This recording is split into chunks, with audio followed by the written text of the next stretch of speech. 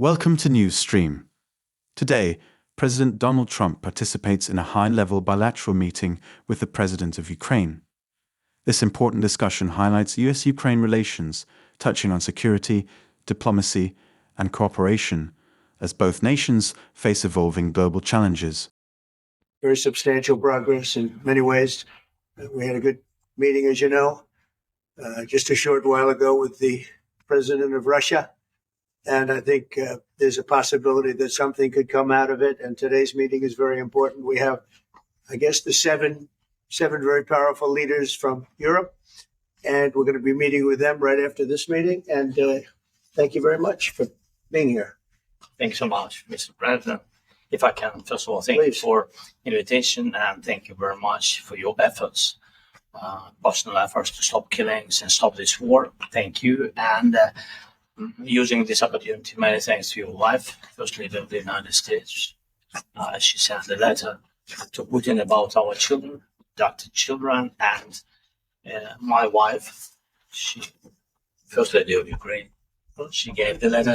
It's not to you, to your wife. Yeah. So we're saying this sensitive topic. Yeah.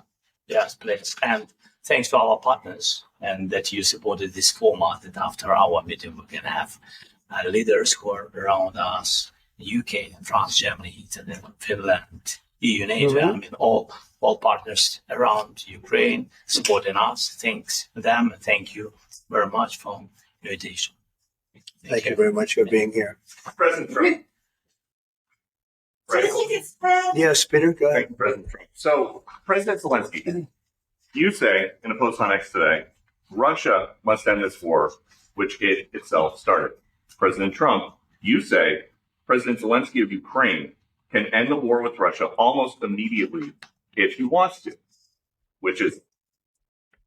Yeah, I think that's true. I think we're going to have a meeting. I think if everything works out well today, we'll have a trilat. And I think there will be a reasonable chance of ending the war when we do that. Is this the end of the road for American support for Ukraine? Is today's meeting deal or no deal? I can never say that. It's never the end of the road. People are being killed and we want to stop that. So I would not say it's the end of the road. No, I think we have a good chance of doing it. It's been almost 4 years now that a lot of people were killed last week. A lot of people last week. I mean, millions of people killed, but a lot of people last week for whatever reason. A big number, a lot of soldiers, on both sides. And I know the president, I know myself, and I believe Vladimir Putin wants to see it ended. And as you met with Putin on Friday, today you've got President Zelensky here. As you listen to Russia and Ukraine, which side has the better cards? Right? Well, I don't want to say that. I'm just here to be, look, this isn't my war. This is Joe Biden's war. He's the one that had a lot to do with this happening, and we want to get it ended. And we want it to end good for everybody. We want it to end good. The people of Ukraine have suffered incredibly. President Zelensky, are you prepared to keep sending Ukrainian troops to their deaths for another couple years, or are you going to agree to withdraw them? Thank you for your question. So, first of all, we live under each day attacks. That today have been a lot of attacks and a lot of wounded people, and the child was dead, small bomb, 1 year and a half. So we need to stop this war, to stop Russia, and we need support, American and European partners, and we will do our best for this. So, and I think we show that we are strong people, and we supported the idea of the United States, personally of President Trump, to stop this war, to make a diplomatic way of finishing this war. And we are ready for trilateral, as President said. This is a good signal about trilateral. I think this is very good. Thank you. Mr. President, if the peace deal will be achieved, are you going to be willing to send American peacekeepers to Ukraine? Well, we're going to work with Ukraine. We're going to work with everybody, and we're going to make sure that if there's peace, the peace is going to stay long term. This is very long term. We're not talking about a 2-year peace and then we end up in this mess again. We're going to make sure that everything's good. We'll work with Russia. We're going to work with Ukraine, and we're going to make sure it works. And I think if we can get to peace, it's going to work. I have no doubt about it. Your team has Please talked go ahead. about your team has talked about security guarantees. Could that involve U.S. troops? Would you roll that out in the future? We'll let you know that maybe later today. We're meeting with 7 great leaders of great countries also, and we'll be talking about that. They'll all be involved, but there'll be a lot of help when it comes to security. There's going to be a lot of help. It's going to be good. They are first line of defense because they're there. They're Europe, but we're going to help them out also. We'll be involved. Yes. Vladimir Putin mentioned that the war will not end without addressing the root causes of this war. Have you had an understanding what are the root causes of this war? Well, look, the war is going to end. When it ends, I can't tell you, but the war is going to end, and this gentleman wants it to end, and Vladimir Putin wants it to end. I think the whole world is tired of it, and we're going to get it ended. It was, I've done 6 wars. I've ended 6 wars, and I thought this maybe would be the easiest one, and it's not the easiest one. It's a tough one. A lot of reasons for it. And they'll be talking about it for a long time, but they'll be talking about the others. Look, India, Pakistan, we're talking about the big places. When you look at, you just take a look at some of these wars. You go to Africa and take a look at that. Rwanda and the Congo, Republic of the Congo. That's been going on for 31 years. And so we've done a total of 6, and we really have 6, not including the fact that we obliterated, and it turned out to be a total obliteration, the nuclear as you said, the future nuclear capability of Iran. And this one, I think we're going to get solved also. I feel confident we're going to get it solved. Thank you, Mr. President. Can you tell us about your conversations with European leaders and what they need to see to support an end to the war? Yeah, well, we're going to be meeting with a great representative group and 7 very powerful, very big countries and great people, all friends of mine and friends of yours. And we're going to have some suggestions made. They want to see peace. They would like to see peace. Go ahead, please. In the red. President Trump, do you think it's for Ukraine and for Russia to achieve a lasting and durable peace if Ukraine cedes its territories that Russia hasn't yet conquered? Do you think it's a fair peace for Ukraine? We're going to have a lasting peace. Just to answer the first part of your question, we're going to have a lasting peace. I hope it's going to be immediately. I hope it doesn't have to go on. And I think people of the whole world is going to be very happy when that's announced. Yeah, please. Mr. President, you posted on social media, Mr. President, a very touching letter from the First Lady. The letter was hand-delivered to President Putin, and it calls for an end to the war, essentially, because of the children's future. Why did the First Lady feel that letter was necessary? Was it because she believes that Mr. Putin is the aggressor in the war? Is a similar letter being hand-delivered to President Zelensky? So the First Lady felt very strongly. She's watched the same thing that you watch and that I watch. I see things that you don't get to see, and it's horrible. But when she's got a great love of children, she has a wonderful son that she loves, probably more than anybody, including me. I hate to say it, but she loves her son. She loves children. And she hates to see something like this happening, and that goes for other wars too. I mean, she sees the heartbreak, the parents, the funerals that you see on television. Always funerals. We want to see something other than funerals. No, she felt it was a beautiful letter. It was very well received by him, and she did ask me to say, she would love to see this end. She would love to see it end, and she says it very openly, very proudly, and with great sorrow because so many people have been killed. Last week, Brian, go ahead, Brian. Yes, sir. I got a question for each of you. Yes. First of all, Mr. President Zelensky, you look fabulous in that suit. I said the same. Yeah, you look good. I said the same thing. Yeah. Isn't that nice? That's the one that attacked you last time. See, now he's. I remember that. No, my first question to you, President But you are Zelensky. in the same suit. You see, I changed. You are not. Maybe yours is much better. Please. Real quickly, upon peace, God willing to get peace, are you open to holding an election in your country? Yes, of course. We are open for election. Yes, we have to do safety circumstances, and a little bit. We need to work in the parliament because during the war you can't have elections, but we can do security. We need we need a truth. Yes, everywhere, the battlefield, in the sky, and the sea. Yeah, to make possible for people to do democratic, open, legal elections. So you say we're ready. during the war you can't have elections. So let me just say 3.5 years from now. So you mean if we happen to be in a war with somebody, no more elections? Oh, that's good. I wonder what the fake. You like this idea? Yeah, no, No. Speaking of news, I got a question for you. This sounds insane for me even to ask this, but do you think the American media really doesn't even want a peace deal because they've been so critical of you every step of the way as you lead the charge for peace? It's an amazing phenomenon. I said that if in the settlement you got Moscow, St. Petersburg, and thousands of miles around them, they would say I made a bad deal. The level of hatred and animosity is incredible. Not with all. I mean, we have great people up here. We also have terrible people up there that I think are told what to say.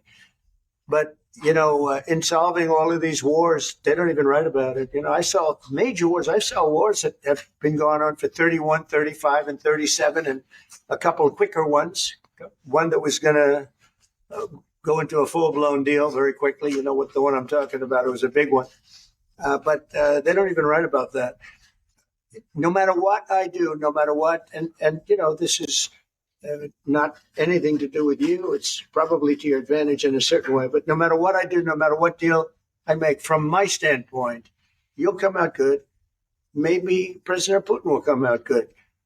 But they'll say Trump was absolutely horrible. It's just that, and I've lived with that for a long time. I've lived with it since just before the first election. I used to get great publicity. Now I get the worst publicity anyone's ever gotten in office, but I won in a landslide, so the people understand. They're the only ones that count, ultimately. But I've also had great reporters. I've had journalists that are very good. But it's very sad when you do the right thing. As an example, they said, because of the fact that Vladimir Putin came to American soil, this was a tremendous defeat for Donald Trump. No, it was really wonderful that he did it. It was a hard thing for him to do, to be honest with you. It was the opposite of what they said, but they said it. Now, if he didn't come, they'd say that was also bad for Trump. There's no way. And there's just a great dishonesty of the press, and I think that's why it's lost its credibility. Its credibility is at an all-time low. We have a thing going on right now in D.C. We went from the most unsafe place anywhere to a place that now friends are calling me up, Democrats are calling me up, and they're saying, sir, I want to thank you. My wife and I went out to dinner last night for the first time in 4 years, and Washington, D.C. is safe. And you did that in 4 days. I'll tell you, it's safe. I had another friend of mine. He has a son who's a great golfer. He's on tour. And he came in fourth yesterday in the big tournament where Scotty Scheffler made the great shot.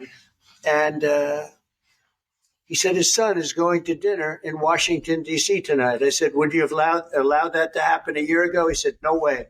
No way. He said, what you've done is incredible. And I think the people realize it. But the press says, he's a dictator. He's trying to take over.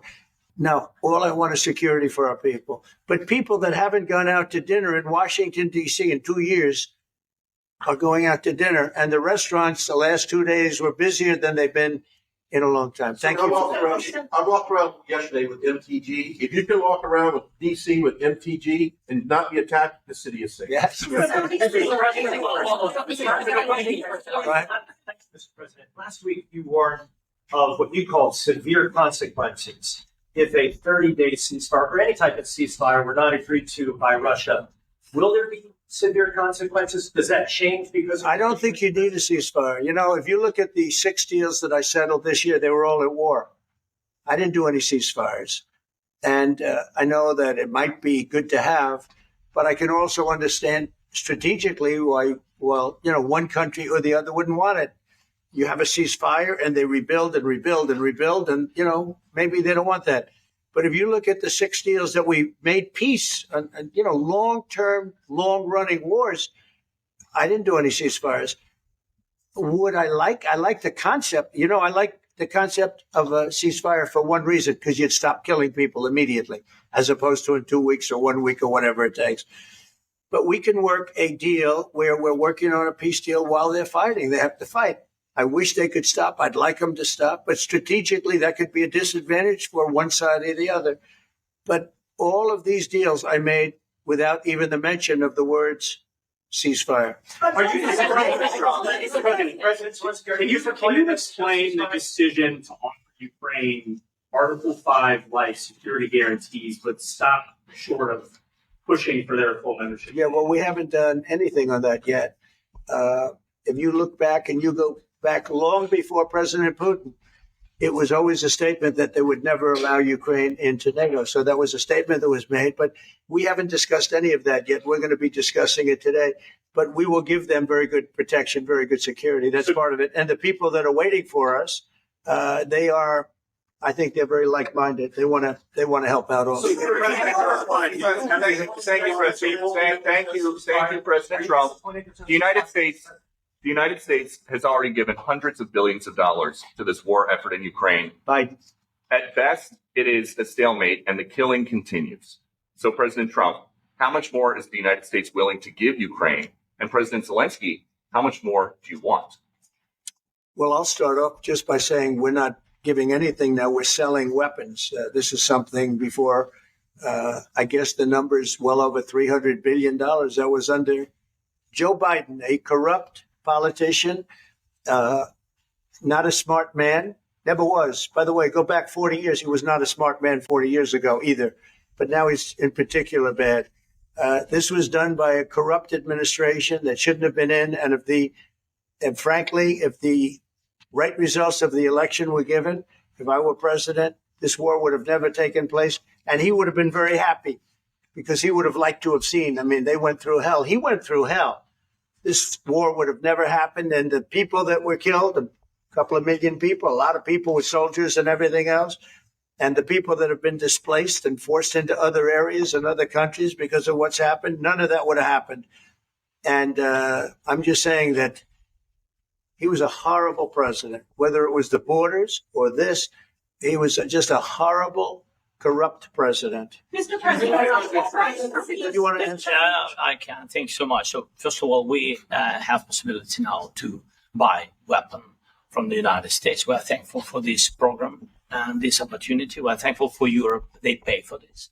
And through NATO program, for example, TOR and etc., we have some programs where we can have some money to finance this. And this is a part, I think, it's not a part for the war and to defend us. It also will be a part for security guarantees, to strengthen our army, to rearm Ukrainian army. This is very, very important. And it depends how much money we need to rearm. For example, the question of air defense, we spoke about it with President Trump, and I'm happy that we have now bilateral decisions and we work on it with production, American production. Nobody in Europe has so many air defense like Patriots, for example. We need it very much. And this is also about defending. And I think the good news, we make the best military equipment in the world by far. You mentioned the Patriots. How good are they? Systems. We have systems, they're literally 100% foolproof. And it's really like shooting two bullets hitting each other in the air in a space like this. The chance is 100%. It's 99 to 100%. So we sell the equipment to NATO. And NATO does what, I don't know what the arrangement is that you have with, but I know that they want you to have the equipment. And we're getting the best equipment in the world, but they pay us for the equipment. Under Biden, it was just crazy what was going on. I believe the number is over 300. I think it could be $350 billion worth of equipment and money and everything else. And we've made more progress in settling this war in the last 2 months than they made in 4 years. This should have been settled a long time ago, but it should have never happened. Yeah, please. You pushed out on social media. All right, Brian, go first. You pushed out on social media about doing away with mail-in ballots and potentially electronic voting machines. Can you expand on that and help? Well, that's a very off topic, just really quickly. Mail-in ballots are corrupt. Mail-in ballots, you can never have a real democracy with mail-in ballots. And we, as a Republican Party, are going to do everything possible that we get rid of mail-in ballots. We're going to start with an executive order that's being written right now by the best lawyers in the country to end mail-in ballots because they're corrupt. And you know that we're the only country in the world, I believe, I may be wrong, but just about the only country in the world that uses them because of what's happened. Massive fraud all over the place. The other thing we want change are the machines. For all of the money they spend, it's approximately 10 times more expensive than paper ballots. And paper ballots are very sophisticated with the watermark paper and everything else. We would get secure elections. We'd get much faster results. The machines, I mean, they say we're going to have the results in 2 weeks. With paper ballots, you have the results that night. Most people, many countries use paper ballots. It's the most secure form. So between paper ballots, very, very important, paper ballots, and I think maybe even more important, the mail-in voting. We're going to end mail-in voting. It's a fraud. If you have mail-in vote, even Jimmy Carter with this commission, they set it up.